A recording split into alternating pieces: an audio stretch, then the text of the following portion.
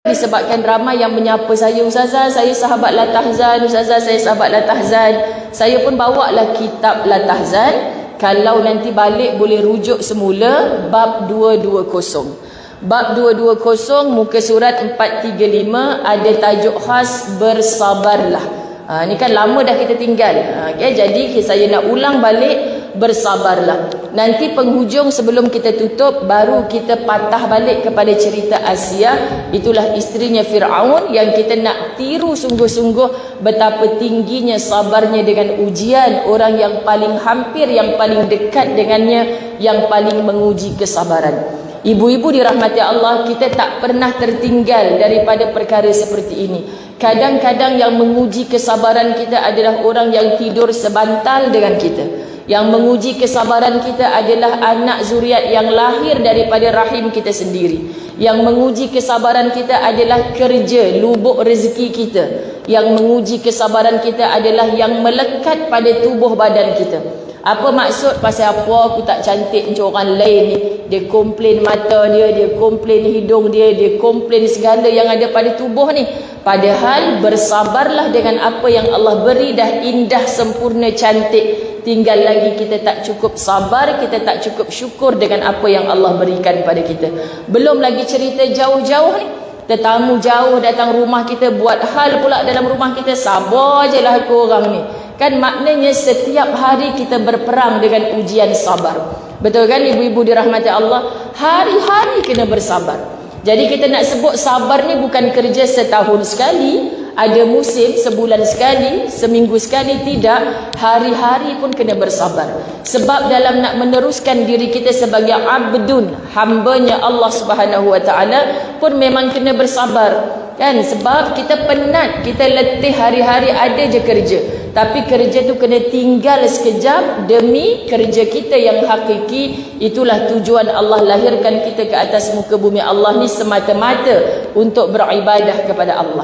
Jadi mana ibadah yang wajib, mana ibadah yang kita kena teruskan sebagai seorang isteri, sebagai seorang ibu. Mudah-mudahan tak ada satu ruang waktu 24 jam yang Allah beri, hatta tidurnya kita niat untuk berehat malam nanti itu juga dipandang sebagai ibadah oleh Allah. Faham ya? Jadi semua boleh jadi ibadah. Subhanallah, kalau kita faham bahawa hidup ni semata-mata untuk mengabdikan diri kita kepada Allah. Jadi saya pinjam sahabat-sahabat dirahmati Allah, menurut kalangan bijak bistari, orang yang menyelesaikan suatu masalah yang tidak ada jalan keluar. Dia ada masalah pertama boleh selesai, tapi dengan selesainya itu bergoncang jiwa. Ya Allah, Ustazah, nak bagi anak jadi orang pandai ni, sabar dia tu, Tuhan je lah yang tahu. Bergoncang jiwa. Tapi ada nak menyelesaikan masalah sampai tak jumpa jalan keluar, tapi kita ikut je. Macam seolah-olah ada satu sabut, benda yang ada di tengah-tengah lautan, kita pandang apa benda tu diolang-oling oleh ombak laut. Kan ke tengah, ke tepi, ke tengah, ke tepi. Gambarkan kita yang duduk kat situ. Ikut ajalah arah mana angin nak tiup. Ikut ajalah di mana ombak membawa kita. Sahabat-sahabat dirahmati Allah, ini sampai ke tahap kita dah tak tahu nak buat apa dah.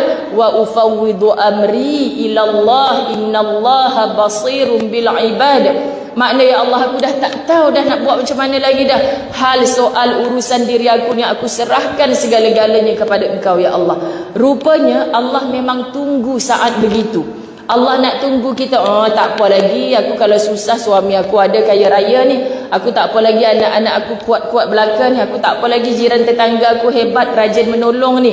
Itu belum lagi kita mencari Allah. Sampai ke satu saat semua kita akan diuji, kita rasa tak ada siapa dah boleh settle masalah kita kecuali Allah. Seharusnya rasa itu kena sentiasa ada, ujian besar ataupun ujian kecil. Tetapi sahabat-sahabat dengan sabar dan sabar lagi dan sabar lagi dan sabar lagi, kita jumpa satu tahap betul dah ya Allah, tak ada siapa boleh tolong aku kecuali Engkau. Sebab tu kitab Latahzan mengajar kita untuk menyelesaikan suatu masalah yang kita tak nampak jalan keluar, satu je jalannya adalah bersabar. Jadi banyak diterjemahkan ke dalam bahasa Melayu peribahasa orang-orang Arab. Pertama, sabar adalah kunci kejayaan. Nak berjaya mesti sabar. Tak mungkin berjaya tanpa sabar. Anak-anak kita nak ambil SPM sekarang bukan bulan 11, bukan bulan 12 dah, tapi bulan 3. Sabar, kan? Ada orang yang susah hidupnya, yang ada masalah. Budak-budak sekarang tingkatan 4 tak nak pergi sekolah dah. Sebab apa tak nak pergi sekolah? Sebab main TikTok je boleh dapat duit. Tak payahlah nak pergi sekolah.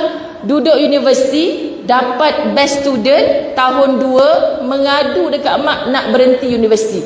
Kan? Nanti habis dapat degree pun bukan boleh dapat kerja bidang tu. Ibu, bagilah abang nak berhenti ni, abang nak berhenti. Nak buat full time, nak jadi YouTubers. Banyak ibu-ibu, ayah-ayah yang mengadu pada ustazah. Macam mana lagi nak pujuk ustazah tak mau genggam degree ni? Sebab mereka kata duduk depan handphone je boleh dapat duit. Allahu Akbar, duit saja yang mereka nampak. Dengan duit ni sahabat-sahabat, macam mana nak besarkan anak-anak kita nanti? Kamu sekarang ya budak bujang, anak remaja. Lepas 10 tahun, apa yang kamu nak didik anak kamu? Tu yang lahir daripada benih kamu, yang menumpang rahim isteri kamu nanti, amanah Allah yang kita kena besarkan. Syahadah tu bukan sahaja dengan lisan, tapi kena dengan pembuktian amal.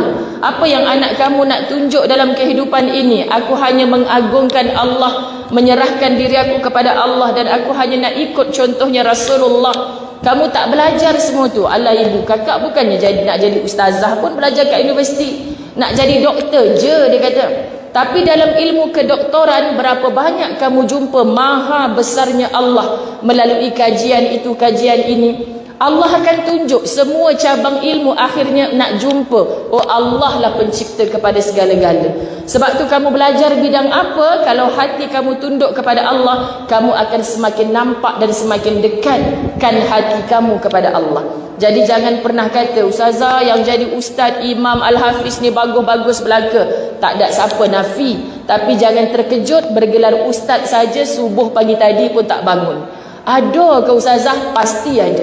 Sebab bukan gelaran yang membawa kita ke dalam syurga Allah, tapi bagaimana kita mendekatkan hati kita kepada Allah. Ibu-ibu, ayah-ayah yang dirahmati Allah sekalian, kita pandang dalam membesarkan mereka ini, pasti Allah uji kita dengan sabar.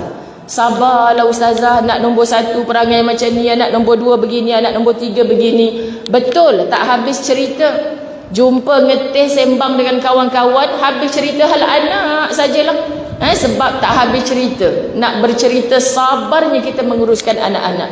Tapi yang paling berjaya adalah yang paling tinggi sabarnya. Orang sabar sangat kurang keluh kesahnya. Orang sabar tak sebut-sebut di lisan, tapi bikinnya tiada.